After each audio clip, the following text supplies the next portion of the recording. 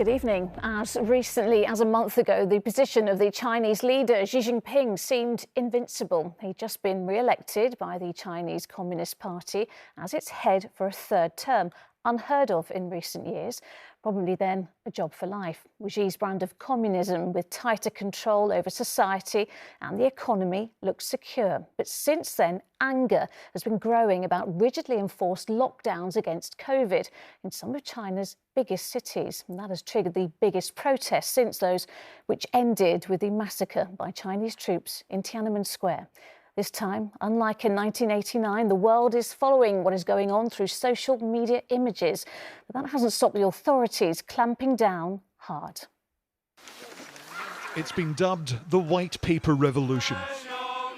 The blank sheets of paper contain no demands or slogans which challenge government policy, but they speak volumes in the absence of freedom of speech. Even that can be too much for the authorities to tolerate. The protester says, "I didn't write anything on it." He's still told to move on. But many protesters are also voicing their anger about ongoing draconian COVID lockdown rules.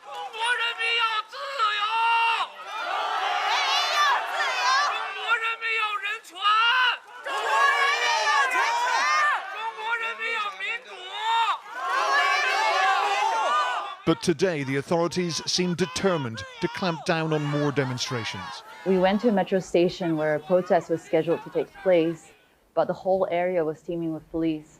There were officers in uniform and plain clothes checking people's IDs and chasing away journalists and making sure that no one congregated. State television avoids showing the protests, instead focusing on deliveries of food to communities which have been locked down as COVID cases in China rise to record levels. Xi Jinping looked unconcerned when meeting the Mongolian president, but widespread public anger may force an easing of his zero COVID policy, which has prevented millions from working and shopping. It will definitely make them want to get to an exit quicker. They have already relaxed a little bit in Xinjiang, although the lockdown in Xinjiang was over 100 days, so pretty terrifying. But the problem still remains that if they do it too quickly, then they will probably have a high spike, and they're just not geared up to deal with that. The lockdown in Xinjiang was the spark that lit the protests. A fire in an apartment block killed 10 people.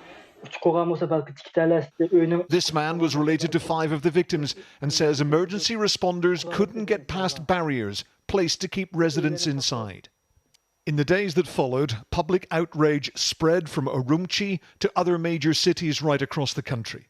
The most visible challenge to the Communist Party since 1989's Tiananmen Square massacre. Protests against the Chinese government are rare. And when they do happen, I think the world should take notice, but I think the Chinese government should take notice. It's clear that the Chinese people themselves are deeply unhappy with what is going on.